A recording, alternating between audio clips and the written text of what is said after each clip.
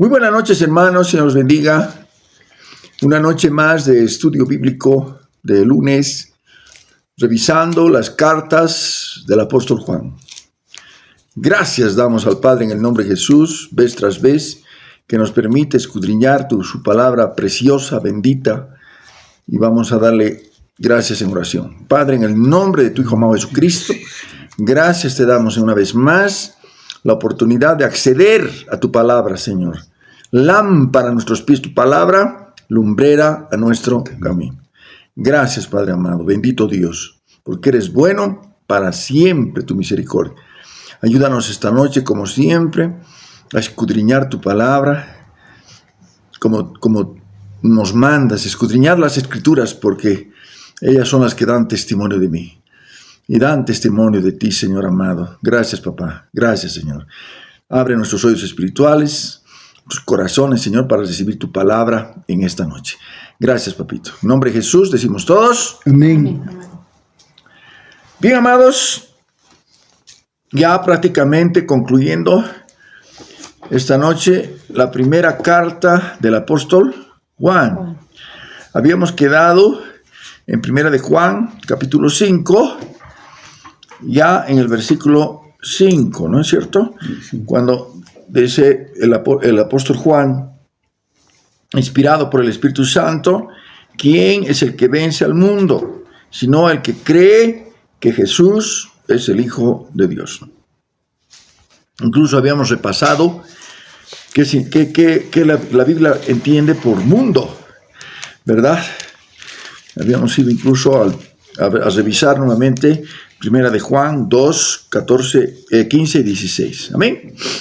Bien, vamos entonces a seguir adelante. Vamos con el primera de Juan, capítulo 5, versículo 6. Sí. Este es Jesucristo, que vino mediante agua y sangre, no mediante agua solamente, sino mediante agua y sangre. Y el Espíritu es el que da testimonio, porque el Espíritu es la verdad. Cuando nosotros vemos en la Biblia, cuando encontramos en la Biblia Espíritu con mayúscula, se trata de el Espíritu Santo. Amén. Amén. Uno de los enfoques que hace con frecuencia el apóstol Juan es el hecho de que la enseñanza de entender que el Señor Jesús vino, el Verbo se hizo carne y habitó entre nosotros. Amén. No es únicamente como está escrito aquí, Jesucristo vino mediante agua y sangre, o sea, en el sentido, es como agua es el Espíritu Santo. Amén. Y sangre es la naturaleza mortal, que cuando el Verbo se hizo carne y habitó entre nosotros. No mediante agua solamente, sino mediante agua y sangre. Lo que está diciendo, en otras palabras, es vino en cuerpo, ¿amén? Cuerpo mortal, para morir nació, Porque si solamente hubiera sido en el aspecto espiritual como el Hijo de Dios, ¿no es cierto?, no hubiera pagado por nosotros al morir en la cruz del Calvario, derramar su sangre preciosa para poder perdonar nuestros pecados. Amén. Amén. Gloria a Dios. Bien. Y continúa diciendo el versículo 7. Porque tres son los que dan testimonio en el cielo: El Padre. el Padre, el Verbo y el Espíritu Santo. Estos tres son uno. Es importantísimo este aspecto. La doctrina de la Trinidad divina. Hay muchas discusiones a través de los años acerca de la Trinidad. Hay denominaciones que solamente se oponen a la Trinidad si solamente hablan de Jesús. Solo Jesús se llama esa denominación. Pero la Biblia nos habla claramente de la Trinidad: Padre, Hijo y Espíritu Santo. Y estos tres, dice, son uno. Amén. Evidentemente, humanamente hablando, quizás no es muy fácil entender este principio, ¿no es cierto? Dios triuno, Dios trino, ¿no? Pero está escrito en la palabra de Dios. Es más o menos como podríamos decir Dios en tres personas: Padre, el Hijo y el Espíritu Santo. Pero los tres no puedes separar, ¿no? No puedes negar al Hijo sin negar al Padre. No puedes negar al Espíritu sin negar al Padre y al Hijo. Los tres son uno. Los tres están en una comunión perfecta. Y los tres tienen funciones. Le ha placido al Padre ser la autoridad perfecta al enviar al Hijo. Le ha placido la divinidad al Hijo, que envíe al Hijo para que sea la obediencia perfecta. Y el Espíritu Santo, que es el poder perfecto. El omnipotente, el poder total, ¿no? Entonces los tres están en uno, ¿no es cierto? Actúan en uno, ¿no? Entonces, esto le ha placido a la divinidad esto. El relato bíblico nos dice que al Padre le ha placido delegar al Hijo esto, ¿no? Y al Hijo, el Hijo que ha venido el Verbo, ¿no es cierto? Cuando el Verbo se hizo carne, habitó entre nosotros, tuvo enemigos y muchos se opusieron a él.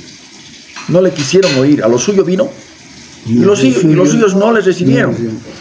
Es más, hasta hoy hay resistencia al Hijo. Hay muchos que se oponen al Señor. Pero dice que el Señor fue arrebatado a la diestra del Padre hasta que ponga tus enemigos por estrado de tus pies. O sea, en el transcurso del tiempo, el plan de Dios es derrotar a sus enemigos. Hemos hablado del espíritu del anticristo, por ejemplo, que está operando y que se está oponiendo al Evangelio. Pero va a llegar un día, ¿no es cierto? Un día, después de que se produzca el arrebatamiento de la iglesia, en la gran que pase la gran tribulación, el juicio de Dios, ¿no es cierto? La ira divina sobre toda la tierra. Ya después viene el Señor con nosotros, establece el milenio, los 1000 años, ¿no es cierto?, sobre la tierra, donde en persona el Señor Jesús va a reinar sobre toda la tierra. En ese tiempo uno va a ser su nombre, uno solo.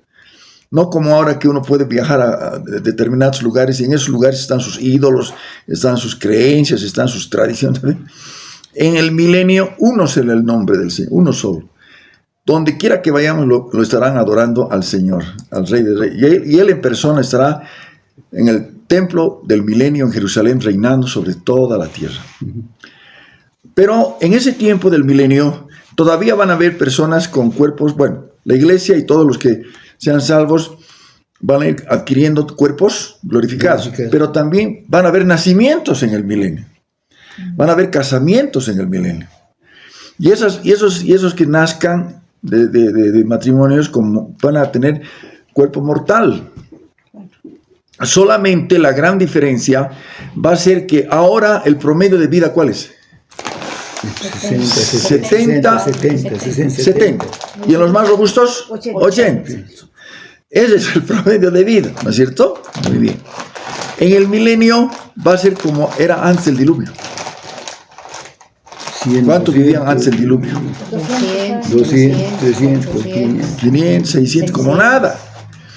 El que más vivió, Matusalén, 969 años. ¿No es cierto? Entonces, eso va a ser en el milenio. ¿Por qué? ¿Por qué será así? Porque en el milenio no va a haber enfermedades. No va a haber enfermedades. No va a haber, digamos, esta maldición que encontramos hoy, ¿no? Satanás va a estar atado, encadenado juntamente con sus demonios, ¿no? Entonces van a ser los cielos libres de contaminación y por eso la gente va a poder vivir mucho tiempo, mucho más que ahora. Pero encontramos al final del milenio, y esto lo estudiamos y lo vamos a ver, si Dios quiere repasar, en el estudio de las dispensaciones, vamos a encontrar, por ejemplo, que al final de la dispensación, nosotros nunca más, ya como cuerpos glorificados, nunca más pecamos, nunca más. En cambio, esas personas van a ser proclives de alguna manera al pecado. Pero alguien diría, con un cielo nuevo, con una tierra nueva, sin demonios, sin enfermedades, sin guerra, Matita, uno diría, pero ya pues, o sea, deben ser felices, ¿no? No. Cuando sea desatado Satanás, porque va a ser desatado al final del milenio, porque va a estar atado en el abismo. Y de ahí va a ser desatado por un poco de tiempo. ¿Qué va a hacer? Lo que mejor sabe. Se va a ir a los confines de la tierra y va a engañar a la gente todavía. Increíble. ¿Qué les dirá? ¿Cómo los engañará? Para que vayan en rebeldía contra Jerusalén, contra el Señor Jesús. Es increíble cómo el ser humano, en su naturaleza mortal, no está contento con nada, ¿no? Entonces, pero ahí ya el Padre va a emitir un juicio y va a caer fuego del cielo, y ya con eso se terminan los enemigos del Señor. Porque se va a instaurar, al final del milenio, de los 1000 años, se va a instaurar lo que muchos conocen con el nombre de juicio final, donde van a comparecer todos los seres humanos de todos los tiempos y las edades, y van a comparecer ante el juicio, ante el trono blanco, van a ser sujetos de juicio, y van a ser arrojados en el lago que arde con fuego y azufre. Y empezaron de Satanás, que va a ser también arrojado en el lago que arde con fuego, ¿no? Entonces va a estar por la eternidad ahí, eternamente, ¿no? Y ahí es donde dice que el Hijo devuelve eso que el Señor le dio como autoridad, sobre todo, y ahí va a aparecer, y lo dice la palabra, va a aparecer lo que siempre fue: el Padre, el Hijo y el Espíritu Santo, uno solo. ¿Amén? En este tiempo es así por amor a nosotros. Es el Padre que envía al Hijo, y el Hijo es el que muere por nosotros, intercede por nosotros, es mediador de nosotros. El Espíritu Santo que nos guía a toda verdad, ¿no es cierto? Pero hasta que derrota a sus enemigos totalmente, entonces vuelve a ser lo que siempre fue: Padre, el Hijo y el Espíritu Santo, uno solo, un solo Dios. ¿Amén? Amén. Entonces, entendamos esta situación. Es bueno no conflictuarse con esto de la Trinidad, porque hay gente que quiere y utiliza es una denominación, una secta, una doctrina falsa, una doctrina de demonios, como los testigos de Jehová. Nos dicen que somos politeístas, que adoramos 3 dioses, ¿no es cierto? Es terrible, ¿no? Por eso es solamente ellos hablan de Jehová, ¿no? Pero ese es un error, pues terrible, un error terrible, ¿no es cierto? Entonces eso hay que tener cuidado de otras denominaciones también, o doctrinas de demonios que ahora están pululando. La palabra, y volvemos nuevamente, Primera de Juan, capítulo 5, versículo 6, este es Jesucristo que vino mediante agua y sangre, o sea, mediante el Espíritu Santo, porque fue una concepción virginal, concepción en el vientre de María, ¿no es cierto? Por obra del Espíritu Santo. Y sangre, que significa cuerpo mortal. Participó de nuestra humana debilidad. ¿Se cansó? Sí. ¿Tuvo hambre? Sí. ¿Tuvo sed? Entonces, él participó de nuestra... Por eso se compadece, porque ha participado de nuestra humana debilidad. ¿Ven?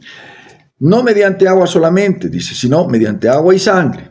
Y el Espíritu Santo es el que da testimonio, porque el Espíritu Santo es la verdad, el que nos guía a toda verdad. Porque 3 son los que dan testimonio en el cielo: el Padre, el Verbo y el Espíritu Santo. Y estos 3 son uno. Hay subrayas aparte. Estos 3 son uno. Y 3 son los que dan testimonio en la tierra: el Espíritu Santo, el agua y la sangre. Y estos 3 concuerdan. Si recibimos el testimonio de los hombres, mayor es el testimonio de Dios, porque este es el testimonio con que Dios ha testificado acerca de su Hijo.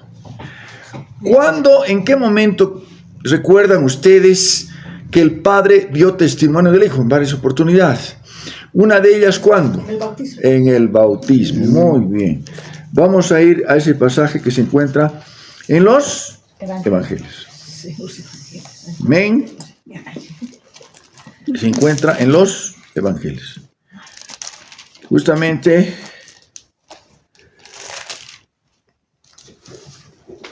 vamos a Lucas, Evangelio de Lucas. Sí.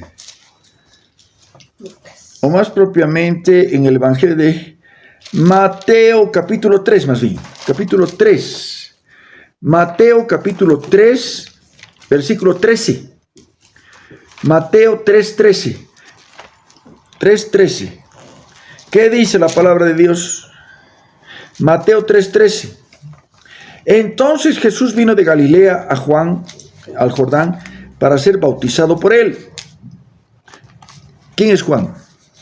No es el apóstol, es Juan el Bautista. Es el profeta, el primo del Señor. 6 meses más. 6 años. 6 meses mayor. Mas Juan, el profeta, se le oponía diciendo: yo necesito ser bautizado por ti. ¿Tú vienes a mí? ¿Por qué le diría eso Juan? Porque el profeta Juan el Bautista siempre reconoció que el Señor Jesús era mayor que él. Porque él había anunciado del Mesías. Es como decía: tú Mesías, tú eres el Mesías, yo necesito ser bautizado por ti. ¿Qué es lo que hizo Juan antes de que aparezca el Señor Jesús?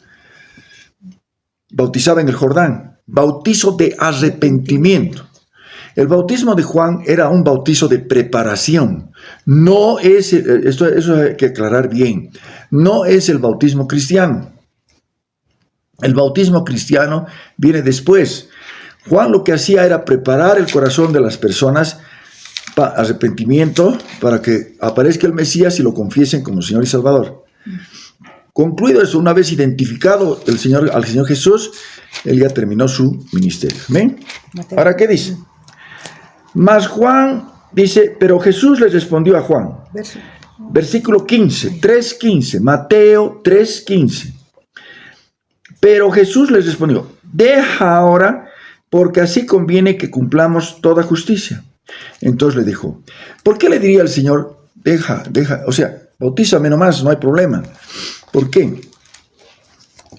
Porque cuando Juan identifica al Mesías y dice: he ahí el Cordero de Dios que quita el pecado del mundo, estaba profetizando.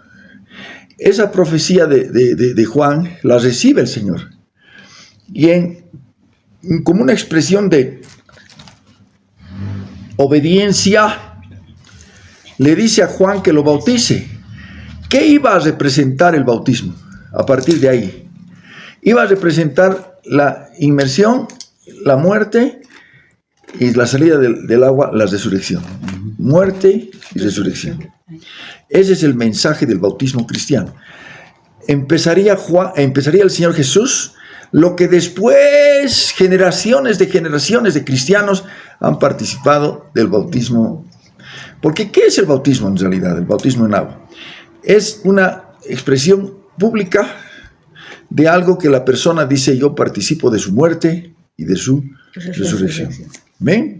Muere el viejo hombre y nace el nuevo. ¿Ven? Ahora bien, entonces le dijo, versículo 16, Jesús después que fue bautizado, ¿qué pasó? Subió luego del agua. Ahí, por ejemplo, muestra algo bien importante. Los detalles en la Biblia son: subió del agua. ¿Qué significa? Que no, el bautismo verdadero no es aspersión, es inmersión. Subió del agua. ¿No es cierto? O sea, ¿qué pasa con la aspersión? A los bebés en el catolicismo les ponen un poquito de agua. No, es inmersión, bautismo. ¿Ven?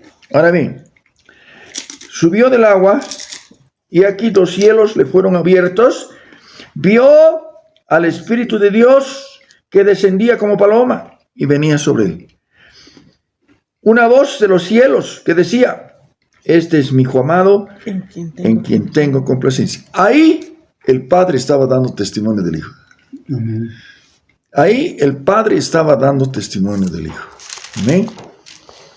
Este es mi hijo amado, en quien tengo complacencia. Amén. Gloria a Dios. Bien. Vamos a volver. Encontramos vez tras vez cómo la palabra confirma la palabra. Primera de Juan, capítulo 5. Amén. En el 9 dice: si recibimos el testimonio de los hombres, mayor es el testimonio de Dios, porque este es el testimonio con que Dios ha testificado acerca de su Hijo. Por eso el 10 que dice, el que cree en el Hijo de Dios tiene el testimonio en sí mismo. El que no cree a Dios le ha hecho mentiroso, porque no ha creído en el testimonio que Dios ha dado acerca de su Hijo. Es terrible, ¿no? El rechazo al Señor Jesús, porque es el rechazo del don que el Padre está dando a su Hijo amado Jesucristo. Entonces, definitivamente no hay salvación, ¿no ve? En el que rechaza a Jesús, ¿no ve? Y este es el testimonio que Dios nos ha dado, vida eterna, y esta vida está en su Hijo. 12. El que tiene al Hijo, tiene la vida. El que no tiene al Hijo de Dios, no tiene la vida. O sea, los que rechazan a Jesucristo no tienen vida. Están muertos en delitos y pecados, engañados por doctrinas de demonios, inspiradas por demonios, ¿no? Esa doctrina famosa del gnosticismo, por ejemplo, que enseña que lo que vale es lo espiritual, lo carnal es basura, es nada que ver. Y la palabra del Señor aclara en ese punto. 3, dice, y todo vuestro ser, espíritu, alma y cuerpo, sea guardado irreprensible para la venida de nuestro amado Rey Jesucristo. Tanto espíritu, alma y cuerpo. Los 3 tienen valor, ¿no es cierto? Es más, ha hecho de nuestros cuerpos templos del Espíritu Santo de Dios. Amén. Amén. Vamos, versículo 13. Estas cosas os he escrito a vosotros que creéis en el nombre del Hijo de Dios, para que sepáis que tenéis vida eterna y para que creáis en el nombre del Hijo de Dios. En este versículo 13, que subrayas por favor, porque es demasiado importante, está mostrando el apóstol Juan la razón de su carta. Es cosa escrito a vosotros que creéis en el nombre del Hijo de Dios, para que sepáis que tenéis vida eterna y para que creáis en el nombre del Hijo de Dios. O sea, el que confiesa a Jesucristo como Señor y Salvador tiene vida eterna. Y esta es la confianza que tenemos en Él, que si pedimos alguna cosa, y esto también me lo subrayas por favor, conforme a su voluntad, Él nos oye. Muchos agarran muy livianamente y dicen, lo que pides al Padre en el nombre de Jesús, te lo va a dar. ¿Todo? ¿Cualquier cosa? ¿Cualquier cosa? No, es en la voluntad. Bajo su voluntad. Si pedimos alguna cosa conforme a su voluntad, Él nos oye. ¿Por qué? Porque hay oraciones no contestadas. Vamos a Santiago. La palabra la palabra confirma la palabra. Amén. Amén. Amén. Amén. Bueno, Amén. ahora bien. ¿Qué pasó? Santiago 4. Santiago 4. Amén. ¿Qué dice?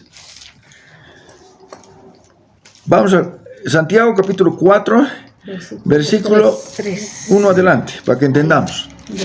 ¿De dónde vienen las guerras, los pleitos entre vosotros? ¿No es de vuestras pasiones las cuales combaten en vuestros miembros? Mira lo que dice el 2. Codiciáis y no tenéis. Matáis y ardéis de envidia. No podéis alcanzar. Combatís y lucháis, pero no tenéis lo que deseáis, porque no pedís. Subraya eso. Pedís y no recibís, porque pedís mal para gastar en vuestros deleites. Almas adúlteras, ¿no sabéis que la amistad del mundo es enemistad contra Dios? Cualquiera pues que quiera ser amigo del mundo se constituye enemigo de Dios. Listo, así de clarito. Volvemos nuevamente a 1 de Juan 5:14. Y esa es la confianza que tenemos en Él, que si pedimos alguna cosa conforme a su voluntad, Él nos oye. Versículo 15. Si sabemos que Él nos oye en cualquier cosa que pidamos, sabemos que tenemos las peticiones que le hemos hecho.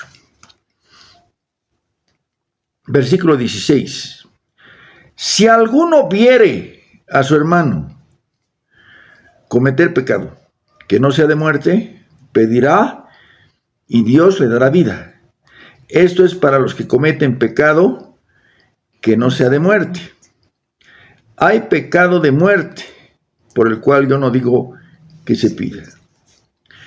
Este pasaje ha sido motivo de mucha discusión, ¿no? ¿Por qué?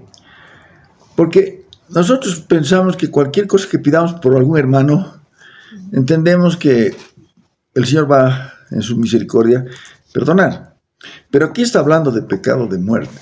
Sabemos que la blasfemia contra el Espíritu Santo es un pecado que es muy, muy grave. ¿Qué es la blasfemia contra el Espíritu Santo? Es hablar mal.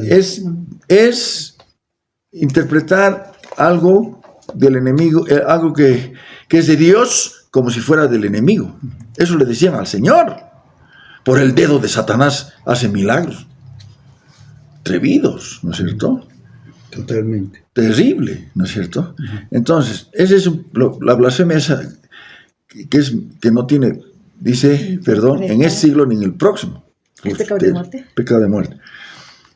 Otro pecado de muerte, ¿qué sería, digamos? Cuando ya llega el momento de lo que se llama la apostasía. Que no hay retorno, ¿no?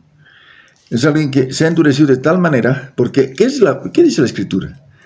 Del que quiero tengo, Misericordia. y al que quiero endurecer, endurezco. ¿No es cierto? Entonces, hay pecado de muerte por el cual yo no digo que se pida. En el contexto de esta carta, ese pecado es negar que Jesucristo vino por ejemplo, como ser humano. Por ejemplo. Mientras la persona insista en afirmar que el Señor Jesús solamente vino en espíritu y no en carne, es algo que es tremendo, ¿no? Ahora, ¿Eso puede ser blasfemia? también, claro. ¿Por qué? Porque es negar la obra del Señor Jesús, la única obra que el Padre acepta para salvación, la obra de la cruz. Amén. Amén. Los que cometen ese pecado están en la oscuridad, siguen al espíritu de error, son enemigos de Cristo, son hijos del diablo. Ya, listo. Amén. Además que aman el pecado. Por lo tanto, de nada sirve orar a favor de esas personas, ¿no? Y vamos a ir, para un poquito veamos este punto porque es delicado, ¿no? Vamos a Mateo 12:31, por ejemplo. Mateo 12:31. Mateo 12:31. Para que aclaremos un poquito más este punto. 12:31. ¿Qué dice? Eso es precisamente. Versículo 31. Por tanto, os digo, todo pecado y blasfemia será perdonado a los hombres, mas la blasfemia contra el Espíritu Santo no le será perdonada. Continuamos esta noche ya entrando a Segunda. la carta, el libro más pequeño del Nuevo Testamento. ¿Cuál es? Segunda de Juan. El libro más pequeño de los... ¿Cuántos libros hay en el Nuevo Testamento? 27. De los 27 libros, el más pequeñito es Segunda de Juan. ¿No es Filemón? Segunda de Juan. Empezamos entonces, Segunda de Juan, capítulo 1. Amén. Esta breve carta fue escrita, El anciano, la señora elegida. En realidad, escrita por un líder de la iglesia. Evidentemente la carta es del apóstol Juan. Amén. Está dirigida a miembros de otra iglesia a los cuales el apóstol conoce bien. Él pide a sus hermanos que se amen los unos a los otros y que se cuiden de ciertas doctrinas falsas que están siendo diseminadas por el mundo. Como hoy, siempre ha sido así. A través de la historia la iglesia ha tenido ese problema, ¿no? De doctrinas inspiradas por demonios que han tratado de cambiar el sentido de la escritura. Todo indica que esas doctrinas son las mismas que condenó el autor en el estudio que hemos hecho de Primera de Juan. ¿Amén? Amén. Vamos entonces a capítulo 1. Bueno, en realidad es un solo capítulo. Versículo 1. Es una carta que es solamente un capítulo. Versículo 1. El anciano, a la señora elegida y a sus hijos, a quienes yo amo en la verdad. No solo yo, sino también todos los que han conocido la verdad. En cuanto se refiere a este término que usa el apóstol, la señora elegida, el texto griego también puede traducirse como la señora elegida por Dios. Muchos convienen en el hecho de que se trata, a través de una metáfora, digamos, de hablar de una señora, que se trata de alguna iglesia y a sus miembros, ¿no? A los que componen esa iglesia local. Ahora bien, versículo 2.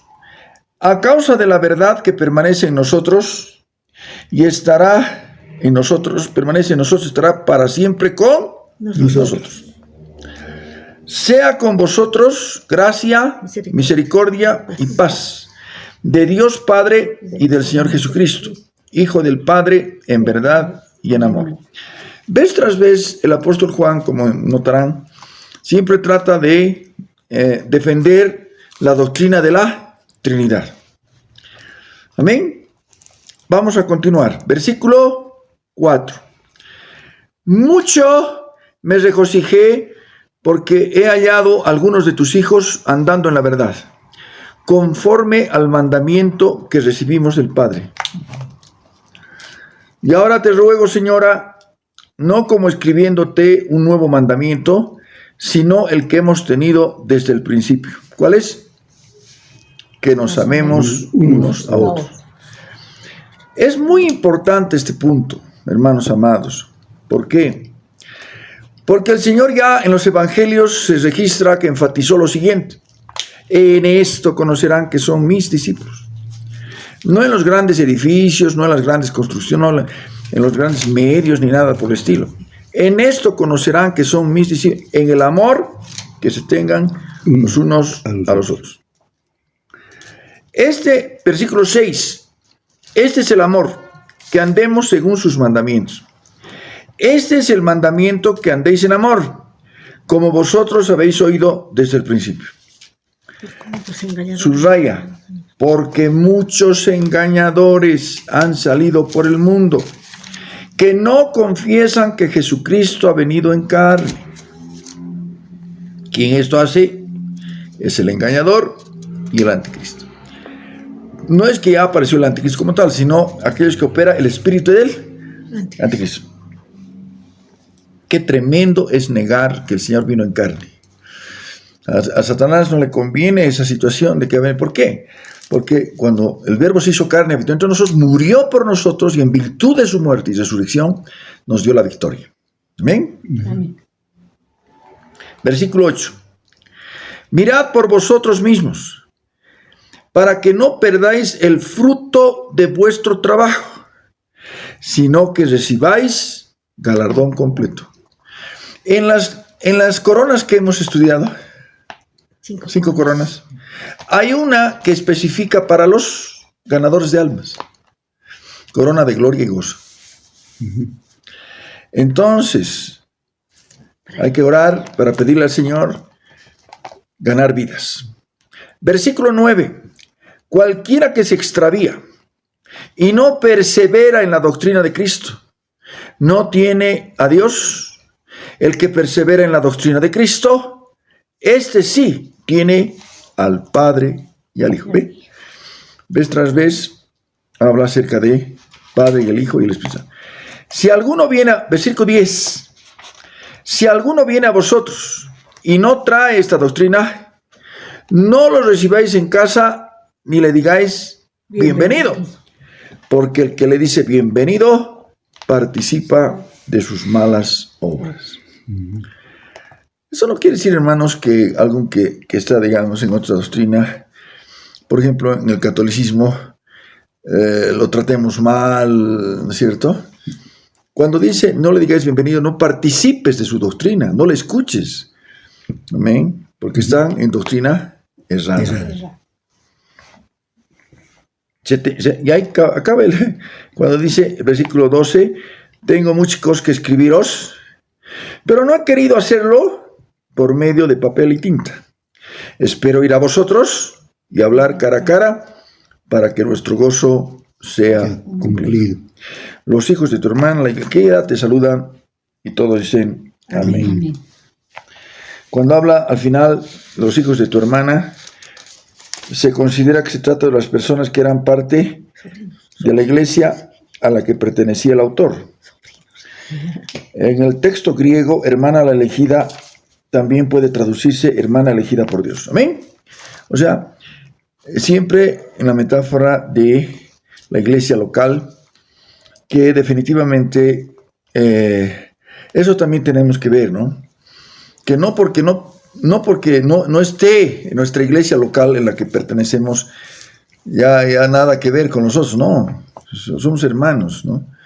Conjunto de iglesias locales extendidas en toda la tierra, iglesias locales en La Paz, iglesias locales en todas partes, todo el conjunto de iglesias locales en todo el mundo hacen la iglesia. Somos parte del cuerpo. Parte del cuerpo. De Amén. Cristo. Gloria a Dios. De esa manera, esta carta pequeñita, la más pequeñita del Nuevo Testamento. Amén.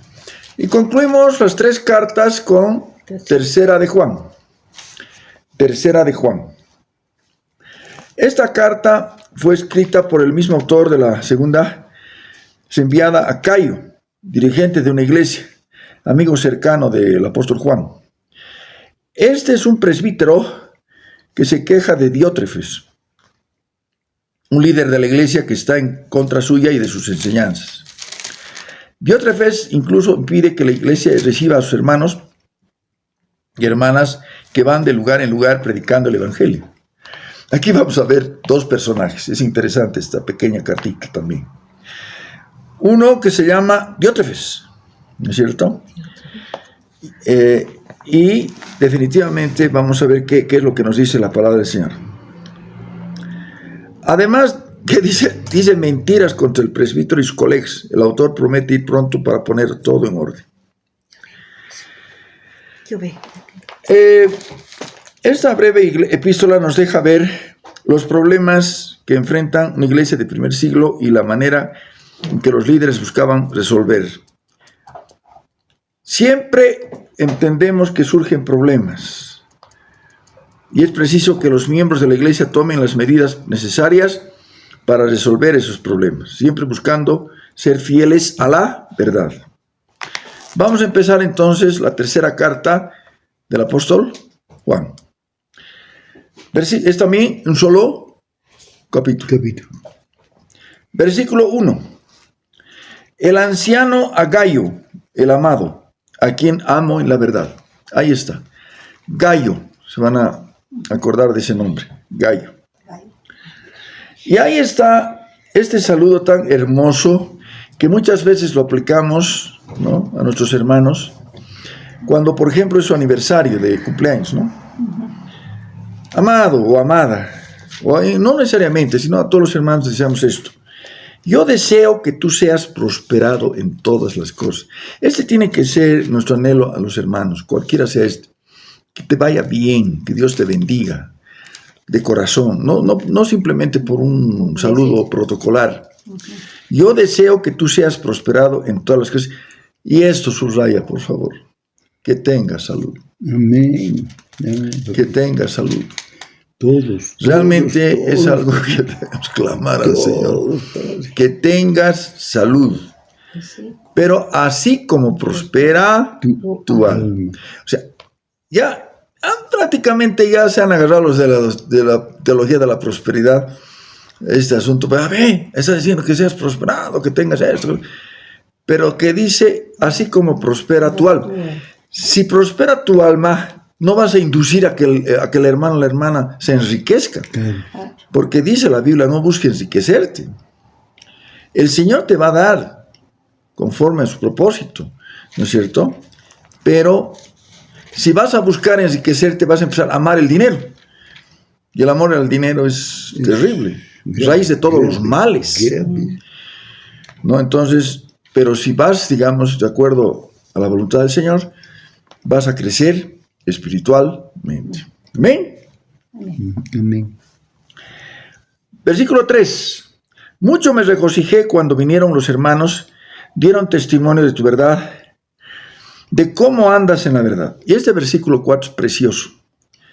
No tengo yo mayor gozo que este, el oír que mis hijos andan en la verdad. A los papás, mamás, yo creo que esto es, cualquier padre cristiano, padre cristiana pueda decir lo mismo. No tengo yo mayor gozo que saber que mis hijos andan. Como pastores también, hemos ministrado vidas. Después de un tiempo nos encontramos. Lo primero que les preguntamos, ¿cómo estás? Nos gozamos cuando están perseverando, cuando están en el camino del Señor, permanecen, andan en la verdad. ¿Amén? Amén. Ahora bien, versículo 5. Amado, a Gayo, ¿no? A Gayo. Fielmente te conduces cuando prestas algún servicio a los hermanos, especialmente a los desconocidos, los cuales han dado ante la iglesia testimonio de tu amor, y harás bien en encaminarlos como es digno de su servicio a Dios, para que continúen su viaje. Esto también tiene que ver en el tiempo del apóstol Juan, donde las iglesias locales con frecuencia recibían evangelistas itinerantes, misioneros. Entonces, estos misioneros tenían que ser acogidos con amor, ¿no es cierto? Porque estaban haciendo un servicio para el Señor.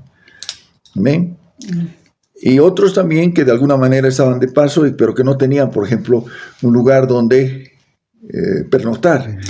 Entonces, a eso es a que también se refiere el apóstol Juan. Versículo 7. Porque ellos salieron por amor del nombre de él, sin aceptar nada de los gentiles.